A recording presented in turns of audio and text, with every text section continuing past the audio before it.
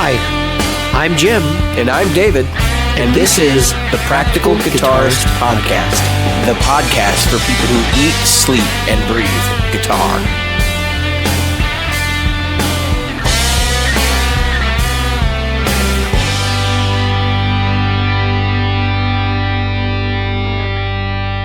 The Practical Guitarist Podcast is brought to you by Great Lakes Guitar Pickups. Great Lakes Guitar Pickups provides fantasy tones at prices a practical guitarist will love. Featuring top-notch construction, attention to detail, and a fully custom product, if you can dream it, Great Lakes Guitar Pickups can probably build it. Follow them on Facebook at facebook.com/Great Lakes Guitar Pickups. Are you a regular listener? Why not? David here reminding you of all the ways you can participate in the Practical Guitarist Podcast. Subscribe using your chosen podcast app. Review us on iTunes, Stitcher, iHeartRadio, or Google Play.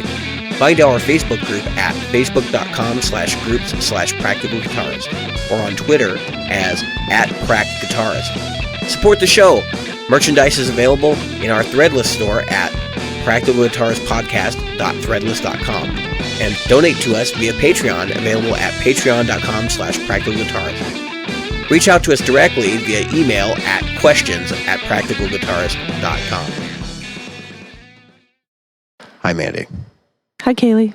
Hi, David. This is the sixth time that we've attempted to start this episode. And I'm being quiet because I'm terrified of making the mic pop right now.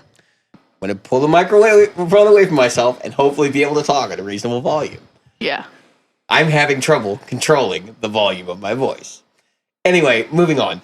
I have my two lovely ladies here, my wife Miranda Mandi Hill and my daughter Kaileanne Marie Larson with no hyphen. Oh.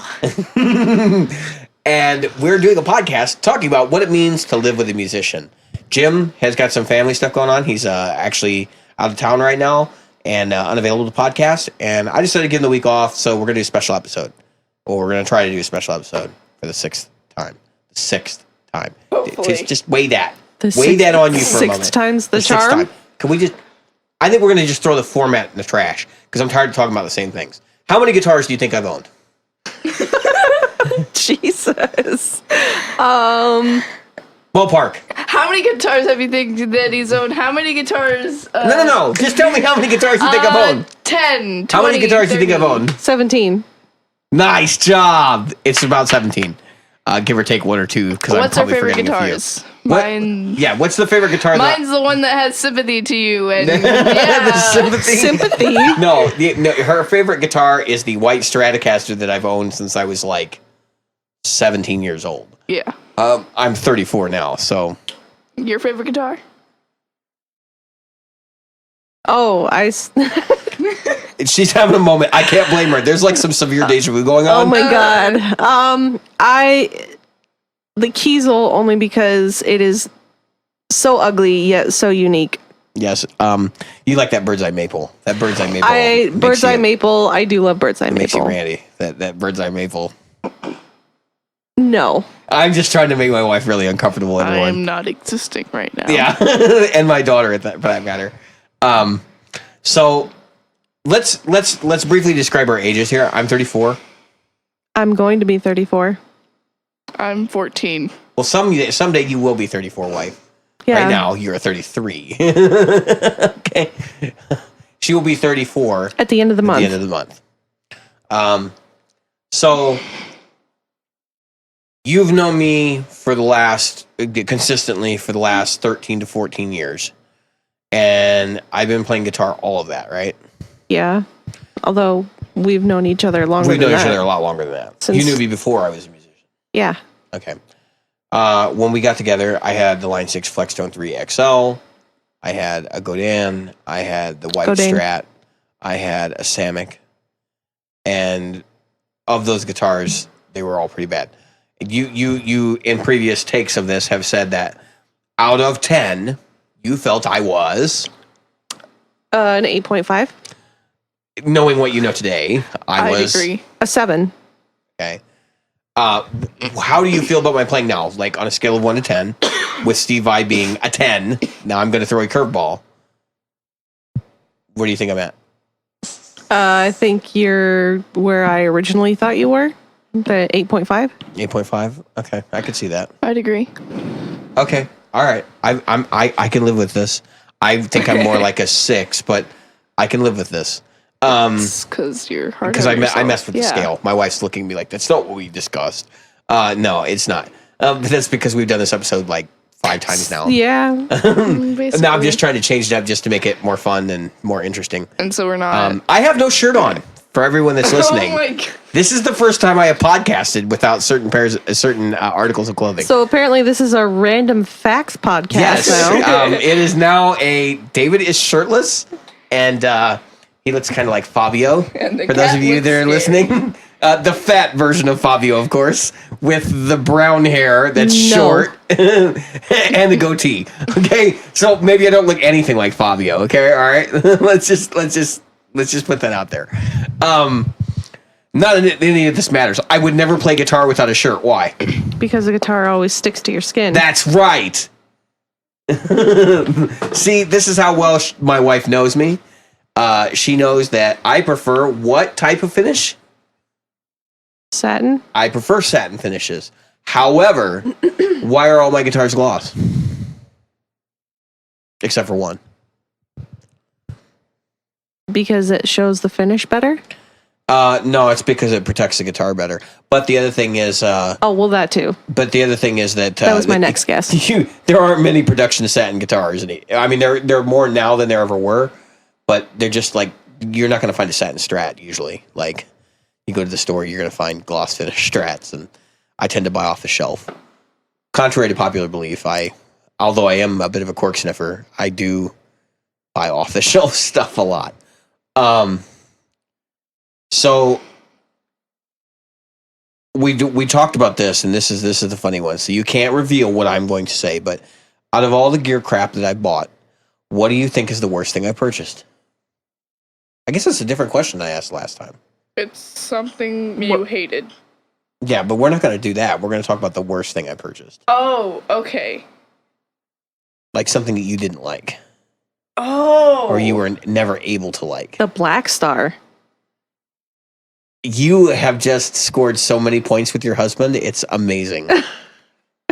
Of the guitars that I've owned, what do you think is the dumbest guitar that I've owned? Score some more points. You know what? No. So the Shingze is technically the property of the show. Oh my god! What are you talking about? It's similar to the Shingze. Not the Telecaster. Oh. Are you talking about the Epiphone? Yeah, the Epiphone Les Paul. You know why it was stupid? Because it was heavy as fuck. Why else was it stupid? It's an Epiphone. What do I hate about Epiphones? They're trash? What else? What do I hate about Epiphones? What? That doesn't have one. Oh, I'm trying to give her hints. The band? No, the headstock. It's terrible. Oh, the headstock. It's the ugliest headstock on earth. I'm like, I don't know what you're talking about, but okay. Next time you look at you'll never look at a guitar magazine. I was going to say next time, but you never will. Next time I'm on Sweetwater's website, which will probably be like 15 minutes after this episode's over. Yeah. I will have to show you an Epiphone headstock, and then we'll compare it to a Gibson headstock, and you'll understand why I think they're ugly. And why it's a big reason for me not to buy one. I'm watching some interplay here, and actually my daughter is chiding my wife for something, and it's not on the mics. So I just thought it would be interesting. Wife, what color hair is that? Faded. Nice, Kaylee. Nice. I love you. Don't hate me. And yes, I actually do call her wife a lot. So this is Yeah. not like a derogatory thing. I know people are like, oh, When people she who gets call their significant other's wife are awful human beings. Listen, No, you know who are awful human beings? The people who do the wife receipt bull. I need a wife receipt. If you're not familiar with what a wife receipt is, I'll explain to you, Kaylee. When you go to the store and you buy something really and expensive, you have to get another receipt for the wife. Yeah, you have to get so your wife can't tell how much it is. You are scum. Don't do that. Don't do that. That's how you get divorces. That's how divorces are made. Well, you gotta like come to a consensus together. No, right. I try to tell you what things cost before I go, and then you're usually shocked even then when I come home and tell you how much it was. It's not even that either. You need to make sure that you're with somebody that supports your hobbies. Yes, absolutely. And that's the thing. Like for as long as we've been dating, you've known I've been a musician. Yeah. And so you've been cool with it. Yeah. And that's been okay. Mm-hmm. Stop worrying about the computer. I see you like looking behind me, trying to make sure it's recording. I want to make sure that everything's okay. Yeah, we don't have to do this episode She's again. terrified that I'm going to freak out and throw a microphone or something. This stuff costs money. I'm not throwing this. I gotta work tomorrow. But like the whole wife thing, you do say wife a lot because like as soon as she gets in the car, hello, wife of mine. Yes. Like, yeah, and there's nothing. I'm not being derogatory about it. I like the fact that she's my wife, and frankly, there's only one wife. So that's for an your honor. life. That's an honor. Yeah, there's only one wife, or there's gonna be my life. there's no divorce, only murder. Yes, that is our motto in this household. No divorce, only murder.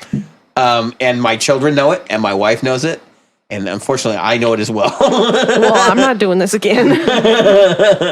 So it's only your second. You're fine.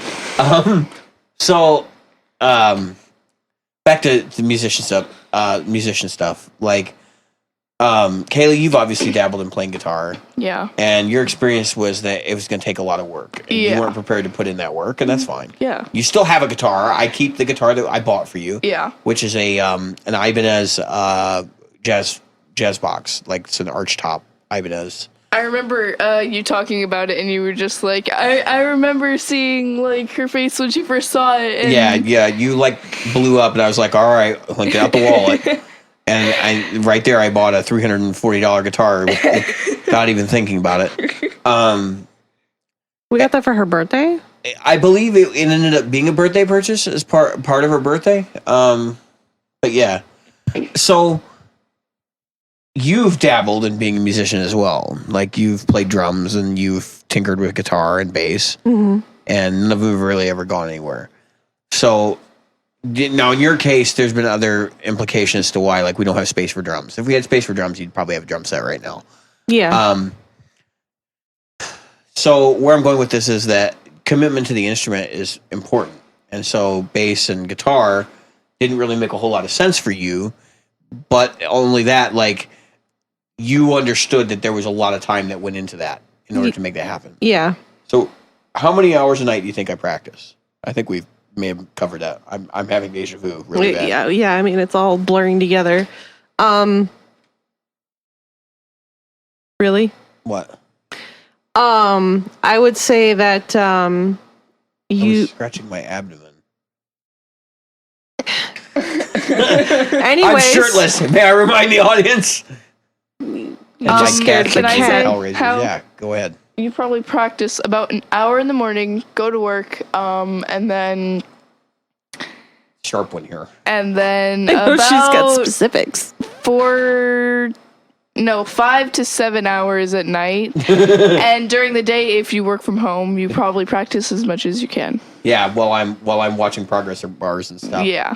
Or reading or watching training material or any of that kind of stuff. Yep. Like, I'm practicing a little bit. And my practice routine is pretty generic and boring, right? Like, I'm running scales or maybe playing a couple chords. Yeah. I'm not like playing along the tracks. I try to play tracks when my wife is home because I want to give her some relief from just the constant scale running. But relief? Your tracks are just the same. I know. I try to. No, I mean, not like backing tracks from YouTube and stuff. Oh, well, yeah, that. But when you're recording, yeah. And when we're watching TV, do I typically have a guitar in my hand? If you're sitting in the blue chair.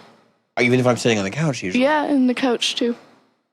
And I sit and I practice and I just run scales, and it's usually the same pattern over and over for like 2-3 hours. Mm-hmm. And that's the level of commitment that anybody who's serious about this has to put forward if they're trying to get technique. Now, you don't have to do this. Like, if you're really a musical person and you can put together interesting melodies and stuff, you don't really necessarily have to get the technique thing down. I just like it. It's something that I've always gravitated towards, and so that's why I work on it. I think there's some other interesting side effects of being in a household with a musician. and I think we're nearing the point where we've had to shut off before. So I'm very excited right now. I would say the first benefit that you guys probably see, and that's what I want to focus on, is do you feel that you have been exposed to more music because of your husband? Or father. Or father. Yes. Yeah. Well, I thought you were married. 14, that's like Kentucky age, right? I mean, David. This isn't... David. You said that first permission. That's all. This isn't like... Whoa. Anyways, moving on. Yeah, moving on. Clearly, I'm the least sensible person in this house. I don't want to say anything that will... incriminate you. Or offend anybody, so yeah. It's easy for me to offend. I just give up. Like, I'm going to offend somebody anyway, so I just don't care anymore. I could be the most politically correct person in the world, and you will find, Kaylee, later in life that you will offend someone. It just happens. Whether it be on purpose or an accident. Yeah, well, you might offend the people who are not politically correct. That's usually what happens. It's like, oh, no, look at this guy, you know.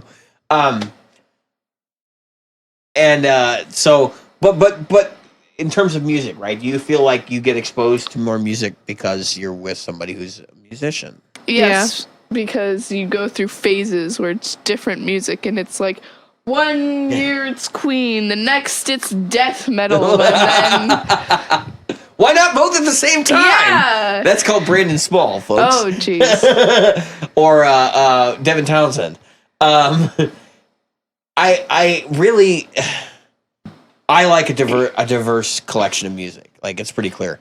Can you guys name one artist, not Queen, that, like, you picked up on because of me, that you would have known about otherwise? Metallica.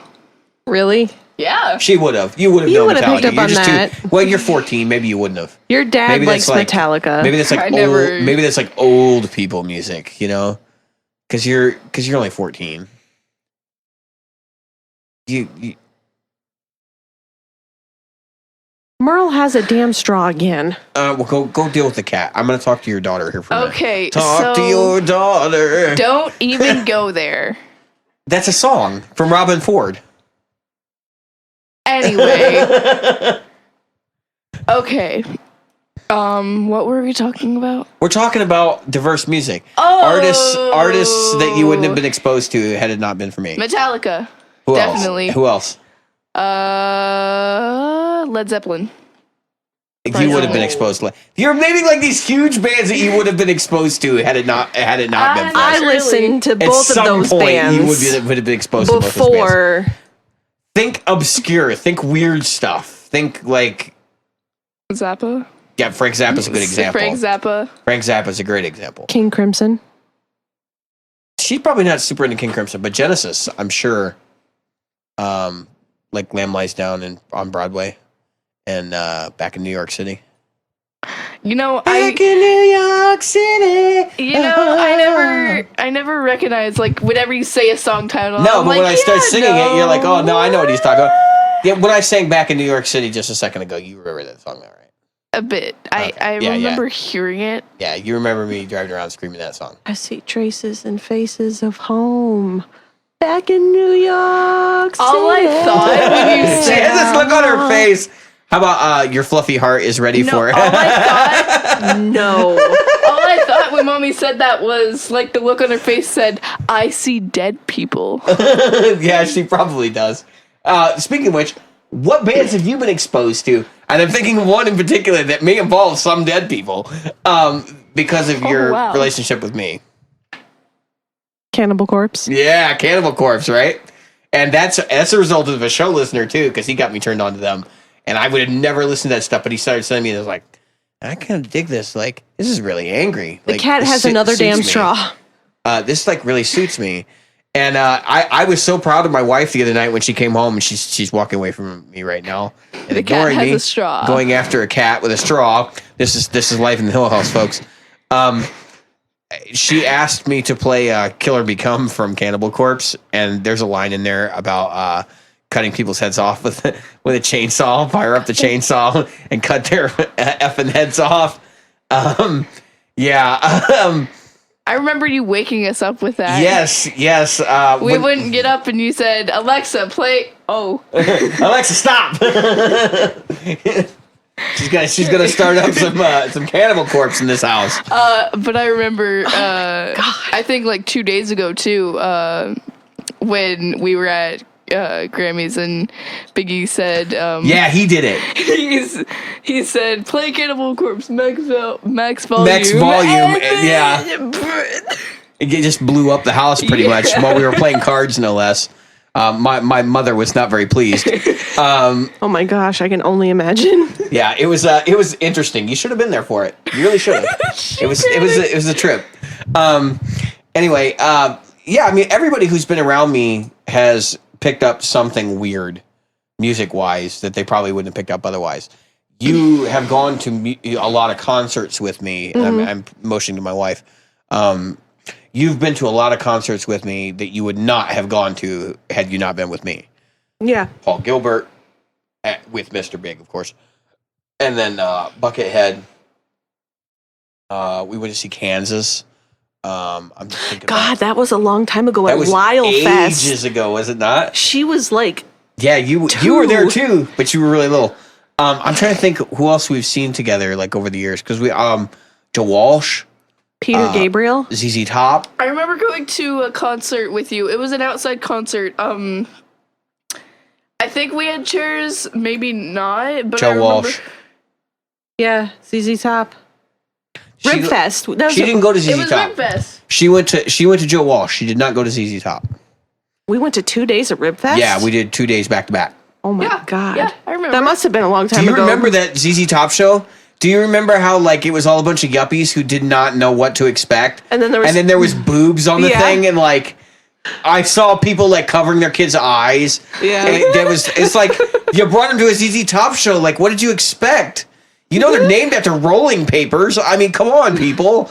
Like, it. You know, I'm just saying. I don't know. I've seen a lot of bands that I probably wouldn't have been into had I not been a musician. I went to see Blue Oyster Cult. Actually, with everybody still alive, which is sad because they've lost. Forget his name, but one of the singers is gone. Ooh, Living Colour. Living Colour. Absolutely. How many times have I seen him? I think I've seen him 3 times now. You've seen him at least once from the side of the stage. From the side, right next to the stage. My wife had a boot, a broken ankle thingy, and she was actually. They just said, "Come over here and sit next to the stage." I was like, "You jerk!" And then she didn't even invite me back. She wasn't even like, "Well, I'm here with my husband. He needs to come back here." I don't know what I'm supposed to do with you. Anyway. Yeah, so we've seen lots of wild stuff as a result of being a musician. Do you think these experiences have enriched your life in some way? Going to see some of these people that you would normally have seen. Well, yeah. Honestly, I think the most life-changing one, I guess, would be Peter Gabriel. Well, yeah, but Peter Gabriel was like, we would have done that even if. I don't know. I don't know if I would be listening to his music if I wasn't a musician. I probably would. You introduced me to more. Yeah, I don't think you realized like the extent of what he had done. I had no idea that he was actually in Genesis. Right, you knew about Us and that was pretty much it. Mm-hmm. And I knew about Up, and I knew about everything prior to that, and Genesis and all that good stuff. So if you guys haven't listened to Peter Gabriel or Genesis, I recommend that you get some records and just listen to this stuff. You're not going to like it the first time you listen to it, but it grows on you. And it's something you have to kind of like acquire a taste for, but you will enjoy it eventually. And especially if you can get into the lyrics and what they mean and that kind of stuff.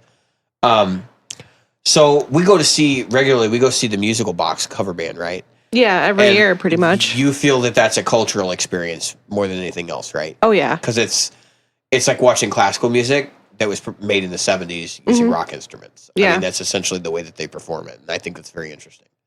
I don't know. So kind of getting back to more the musician side of things. Obviously there have been financial burdens on the household because of gear and playing and stuff like that. Mm-hmm. Can you characterize, I guess, how much of a problem that's been for you and I? Like, I'm just trying to get to the core of this. I think it's been a pretty big problem. Do you think it's getting better? I don't know yet. I will get back to you. Do you think it's a problem, Kaylee? Do you think there have been financial decisions made? And I know you're not clued into the finances. You're 14, and we don't tell you everything. Yeah. For obvious reasons.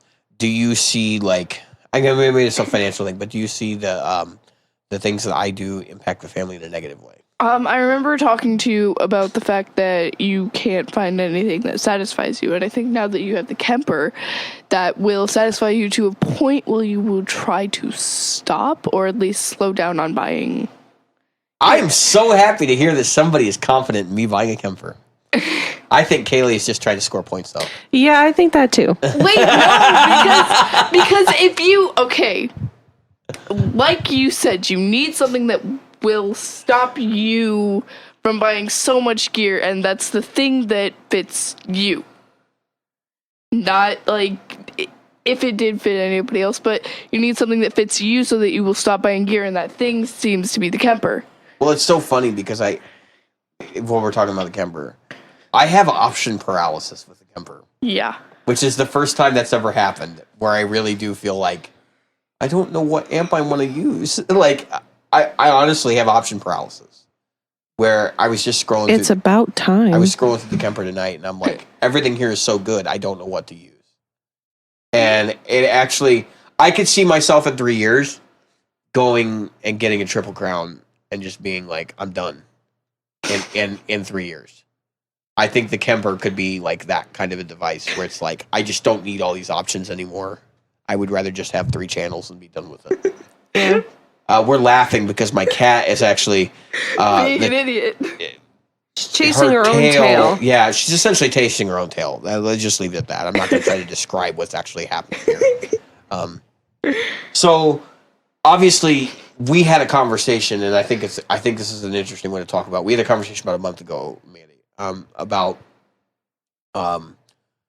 why you get frustrated that I spend money on gear. Because you knew I was going to Gear Fest. You knew I was going to put out a ridiculous amount of money to buy some things, both that you and I needed, like the interface. Yeah. Some frivolous things like the monitors, which have turned out to be wonderful, and some other things, as well as the Kemper, which ended up being the bulk of the money. And as part of this discussion, you brought up that you're frustrated because I don't use this stuff to play out. Like, I'm buying all this equipment, but I'm not actually getting any use out of it. Yes, that, and because you're not making any money off of it to put back in and invest in yourself rather. Right. So I think and I was thinking about this because we actually did this episode once last night, and we're doing it again now. We're doing this again now, and part of this whole conversation situation thing that we're discussing is the fact that my daughter keeps getting pillows and banging the microphone and plugging in her iPhone. No, the reason why I wanted to bring up that conversation that we had the other day is because I think that kind of understanding, like, you know that I use this gear, you know that I can tell a difference with all this gear. You can tell an audible difference with this gear, and we'll get into that here in just a second. But you understand why I would want these things, but you just want to make sure that I'm actually using them. And to stop spending the money. Yeah, well, of course. I mean, obviously. And I want to stop spending the money too. And that's part of the reason why I'm taking a longer step away from this stuff and looking at doing value gear segments and things like that. So, sound quality. Let's stop and let's talk for a minute. Price versus sound quality. In your estimation, do I have good sound out of equipment that is very inexpensive? Take, for example, the Katana. Let's compare the Katana to the Kemper. In your mind, as a non-player, how do you feel? I do think that the Kemper sounds better. However, I think the Katana's just fine. How much better is the Kemper? Well, I can't tell a difference between it or your Mark V. Yeah. So to put in perspective, I would say the Mark V is 50% better than the Katana. And I've done a video on that. You can go listen. I think the Katana is certainly a valid thing. Like, I have a Katana. I still have one because it's a utility thing. I like the fact that it has the internal speaker. I can take it to rehearsals. It's literally the only box I carry with me. I throw it on the floor of my car with my guitar. I go, up 2 flights of stairs, plug it into the wall, and we're playing with, bear in mind, we play without a drummer, but I can rehearse with that and not have to carry a cabinet, which is hugely beneficial when you're doing things in the city. So I think the Katana is a good amp. I think it's a good piece of equipment. I think it's really great for hobbyists, but I don't consider myself a hobbyist. And maybe that's part of the problem here, is that I am basically a hobbyist because I don't play out right now. Yeah. And I don't finish recordings, which that's the next topic we'll get to. Oh, jeez. And so maybe I shouldn't be spending all this money, but at the same time, I feel like I'm good enough that I probably should be playing out. I just need to be playing out more. Yeah, so get out of the house already. Yeah, my wife wants to throw me out so she can prepare the traps for when I come in so that she can have a way out of this marriage. No, so I can just play The Sims. Oh, yeah. Oh, is that what it is? Yeah. Yeah, she was mad because we're going to have to re-record this episode tonight. And she was like, I'm going to play The Sims tonight. And I'm like, we have an episode to record. And I could tell she's like, yeah, I know. It's okay. It's okay. Yeah, no, it's absolutely okay because I'm just going to play tomorrow night because I don't have to go to work on Thursday. We all have hobbies, and yours is The Sims. Katie's is guitar, and Jocelyn's is Minecraft. You're not speaking into the microphone when you do stuff like that, and that's going to be an issue. Sorry. Yeah, you're speaking at the floor when you're singing little songs to yourself about mermaid Hobbies. pillows that you're sitting on and playing with. So here's an interesting question, right? If I had $5,000, what do you think I would spend it on? Gear. Do you have specifics? Or are you just going to say gear? I mean, you could just say gear. That's fine. You would get a new Kiesel first, and then whatever was left over, you might Add it to like some stuff at the camper and up camper bag, and I think you'd sell some of your guitars and then buy a Triple Crown. If I had $5,000 right now, somebody handed it to me, and this is going to be the shocking thing, and this is going to be the heartwarming moment for everybody on this podcast. I would buy the Pelican case for my Kemper, which is like $230, and then I would buy, because I'm already selling a guitar to help do the Kiesel thing, so I would use the rest of that money to finish off the Kiesel purchase I'm about to make, and then the $4,000 or whatever that's remaining would go right to credit cards and debt. To be honest with you, because I just don't. There's nothing I really want right now.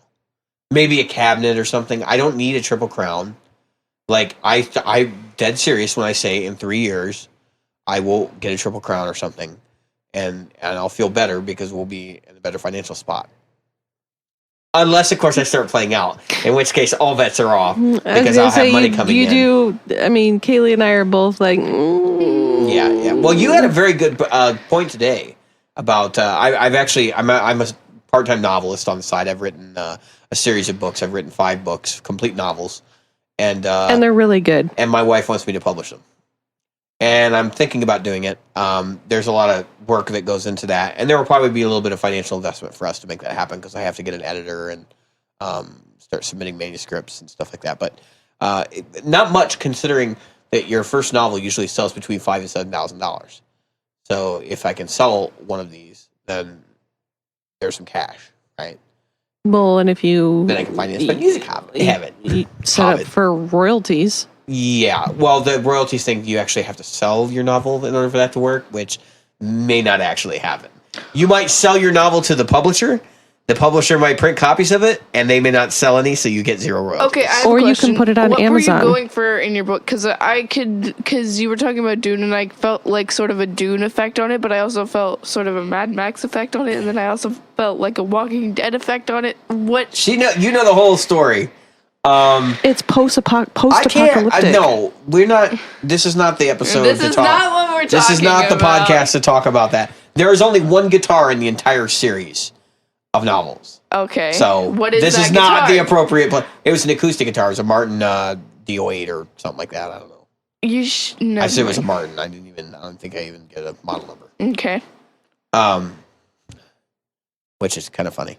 Because I actually think it would be interesting as a novelist to explore putting guitars in fiction, but it's like that would be purely aimed at guitarists, and I don't think that there's just enough market of guitarists who read novels about guitars and guitar people. Maybe that's a good idea for short story. Maybe I'll write a book about a guitar that gets passed around to people or something, and like the abuse that it goes through, and then like. Yeah, that's a good idea. Shut up! It sounds like a Pixar short. I copyright this idea now. I copyright it now. Do not steal my ideas. Well, I want July some credit. 2nd, 2019. Oh, you'll get the. I will. You'll be the forward. I will put you as in the for. Will I get any money? For Kaylee-Anne Marie Larson. Okay, you can. That'll get you back for all those years of calling me Day Day. You can shove that book where it needs to go, okay? Yeah, on the shelf. In the trash. Up the butt. I know what you're thinking. What a piece of trash. Anyway, so how much? That's not a question I really want to put on this show. I was going to ask how much money can I put aside from each check for gear before you like flip out? That's not a me question. That's How much do you think? Her question. Like if I said I was going to put $50 aside from each check, would that be flip out money? $50 is okay, I suppose. $50 is a lot of money in my opinion. Although we can talk about that after the show because I think that might have to happen. Now that I saw my wife kind of like looked at me and she's like, "He's being sensible." Well, because $50. All right, we can talk about it after the show. It's fine. It's right. fine. That's a private conversation for private individuals and private dancers. Dancers for money. Any old dollar would do. American Express will do nicely, thank you. We talked last night about what odd things would our listeners find out about me as a musician that they probably don't already know that you might know. What are some things you've seen me do that are kind of like that you think would actually like make people go, what? How about songs I've learned that people probably don't know that I actually know how to play or like have learned by accident or I would be embarrassed to admit that I know how to play? Detroit Rock City. Yeah, that's a big one. Jim asked me to learn to play Detroit Rock City. And I know we got some KISS fans that listen to the show, but I just, no. That just did not, no. Why? No. It just did not do anything for me. How about other weird songs? Like maybe I wrote a song that somebody else had already written. Somebody who's not the mayor. Not the mayor. There was a particular song that I wrote probably about 5 or 6 years ago that you probably don't remember now. No. Who did you think I was? Ew. And the funny thing was, I had never heard that song before. And then you were like, oh that sounds like this other song. And then you pulled it up on your phone, and I was like, no! Because I was so excited about that riff. And then to find out that John Mayer basically done it already.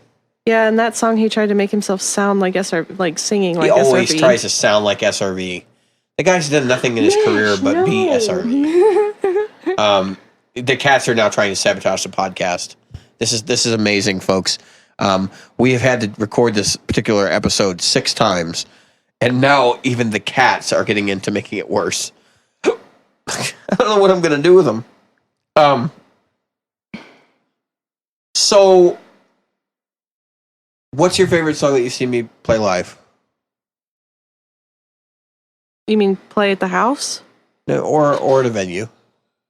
I've only seen you play at like 2 venues. Really? Yes. No. I can start to name a few. I saw the one in Geneva, and then I saw the one at the pizza place. There was the one in Geneva. There was Sal's Pizza and Pub. There was Demito's Time. Oh, okay. There was... So 3. There was... And then any of the times I've sat in with Charles and Company. The open mic gigs I've done, which are not really worth talking about. Actually, there has been one open mic gig that you were fairly proud of me on. That was the most recent one. Pretty sure that's the only one I've seen. No, you went up to the bar with Ken and I, remember? Oh yeah. Where you locked the key. Where you locked the keys in the trunk of the car. Yeah. And we were out there till like 1 o'clock in the morning. Oh no, it was later than that. It was like 3. Because the area had been flooded, so the tow truck companies were flooded with phone calls to people to get their cars out of the water. Yeah. Do you song, right? Pick one. It's the best song you've seen me do. Well, I don't know, because you tend to do a lot of like just jamming. If you had to pick one, I'm gonna put you on the spot here. I don't know. You see me perform Hendrix tunes, and you're like, I'm gonna say that I haven't seen anything. You didn't like me playing Purple Haze? You didn't like me playing Foxy? I looked at you during Foxy. I looked at you during Foxy. I obviously wasn't looking at you. I should have stuck my tongue out during it too, like Hendrix does. And you guys all know what I'm talking about. He's always chewing gum and he's playing these songs and he like sticks his tongue out and everything else while he's playing these songs. It's hilarious. I don't know.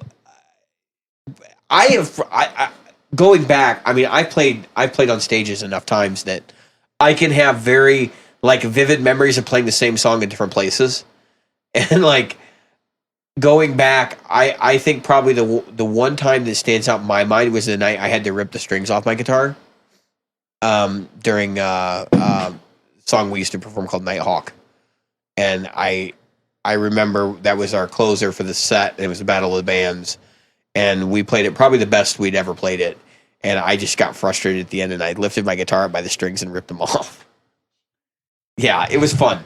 We also lost that battle of the bands, which was even more hilarious because we lost to like 12-year-old kids who were playing covers. But interesting way that went. They had to have the judges be their parents. But look, let's put it this way. It's like 17 years later, and I still won't let it die. So,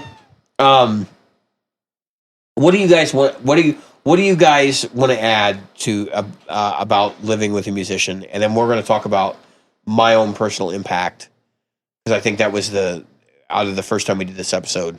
Yeah, I think that was the most important conversation we had.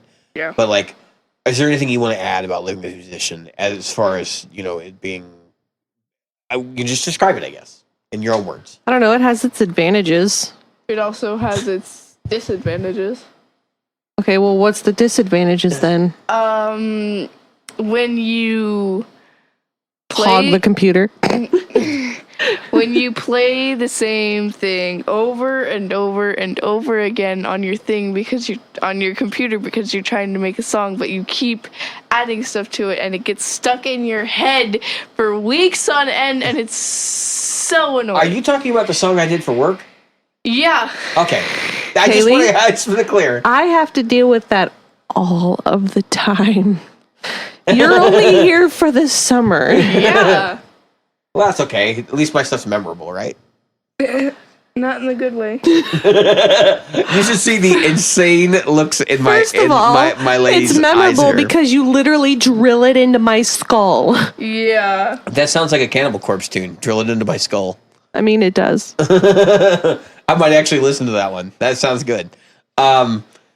Kaylee, the look on your face is priceless right now. You're like, oh my gosh, he's talking about drilling into somebody's skull, and like he's going to listen to that openly. No. All right, so let's talk about personal impact. Me as a person, right? How do you think it has impacted me as a person? And I'm not going to talk from personal experience. I'm going to let you guys talk about how you think it has impacted me and like the visible changes and all that stuff. And you can be really honest and personal about it too. I mean, I'm an open book. I've talked about going to therapy and stuff on the podcast, so it's not a big issue.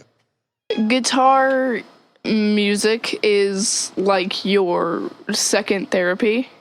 It's like a coping skill that you can, like, if you get mad, you're gonna like grab your guitar and plug in your headphones, plug in an amp, and play your guitar like probably for about 3 hours just to calm you down so you don't flip out. Do you noticeably see me calm down? Yes. Okay. What do you have to say about Wisdom of a 14-year-old. it? Yes. Speak in the mic, please. Is this better? Yes. Okay. I don't know. I feel like I don't know. Because we've been together for so long, and you've played the entire time. Kaylee is right that it is one of your coping mechanisms, but I mean, it's your hobby. It's who you are. It's part of what you're. You can't separate me from being a guitar player. No. Yeah. Would you ever try to separate me from being a guitar player? No. Okay. So if it meant, if my guitar playing meant that I was going to die like 5 years younger, you'd let me do it. Yeah. No. Wait, how do you know how Why long do you keep answering the wrong answer? So clearly some of the family members here want to kill me. How do you know how long your life will be? You don't. Well, let's say the doctor was to say, like, oh, if you continue to play guitar in the way that I play it, that you're going to get cancer. We're going to throw out your guitars and burn them. Or sell them. Yeah, we're going to sell them. We're not going to burn them. You guys love me more than my guitar playing? Yeah. Yes. What if I couldn't be happy without it? Because that's how I would feel. You have a wife. I'm going to be completely honest. You have a wife. I do have a wife, and the happy wife, happy life thing, I guess. I don't know. I personally, I feel like it's like cancer sticks. Like some people can't be happy without cancer sticks. I mean cigarettes, and so they know they're going to die younger. Like there's a very good chance that it's going to give them lung cancer, and they're okay I'm sure with that. most people stop. Okay. All right. So if I have to stop or also get cancer, I'll stop. But I'm not going to get cancer. Or from any guitar, kind so. of disease. What if you got like finger cancer and they chop off your fingers and you can never play guitar again? I would get dish caps like Tony Iommi, and I tune down a whole step so it would be easier to bend. I've already thought about this. Okay. What if you got arm cancer? Okay, and they had to cut off your arms, or cut out the part of your brain that remembers how to play guitar. There's always slide. I'll play a looper. What if they cut out your brain so that you couldn't? Then he would be dead. She wants to lobotomize me. No, She watches Hannibal, and now she's thinking she's going to cut open my brain and feed it to me, okay? Like, that's what this is. I don't care. You can get loud. It's fine. I got compression. We'll fix this whole thing. It'll be fine. It'll be fine. That is a different thing, okay? Fine. And I'm talking about Fine. the fact that if you had like a tumor in your brain and they had to remove it and you couldn't play guitar because of that tumor had eaten all of the stuff, had eaten all of the stuff that made you remember how to play guitar and made you able to play guitar. This is so hypothetical at this point that I'm not even going to bother. I'm not going to bother to entertain this any further. But I will say this. I'm really happy that I have 3 family members, one of which is too little to be on the podcast tonight, who all support my guitar playing. And that you understand that it is one of the few things in my life that makes me completely happy that isn't a person. Okay? And that's what it boils down to here. It's like if I didn't have your support, I wouldn't be doing the podcast and I wouldn't be playing guitar. And the podcast has been another extension of that. So you knew how depressed I was because I wasn't getting out. I wasn't meeting people. I wasn't playing guitar in clubs and stuff. Yeah. That's changed since I've started doing the podcast, hasn't it? Yeah. Yes. It's changed since I started trying to give back to the community. Yeah. And it's changed since I started participating in Facebook groups and things like that. So I want to take a moment, since this is a special episode, before we end here, and I'm sure everybody here remembers the end procedure. You'll catch on quick. Don't worry. I want to take a moment and thank all of our listeners for the continued support. And, in a way, you guys are kind of like my family too. Some of you are absolutely crazy and I don't know what to make of you, but I feel support. I'm in that group, by the way. Yeah. My wife is also in the group. She's one of the crazy ones that I don't necessarily understand, but I feel support from you. I feel the love. I smell the love. Feel it. It's very strong smelling, but I'm not really sure if that's good or bad, but I feel it and I smell it. So all of you who have supported the podcast in some way, shape, or form, or have joined the group and have interacted with me, thank you for your continued support. You're helping my mental health, which has been an issue for quite some time. And you're also helping me to, be a better person, be a better musician. And I think we could all use a leg up in that department in some way, shape, or form. Because I think we've all heard every guitar player ever say, you never stop learning how to play the guitar. You just keep trying to get better. And it's absolutely true.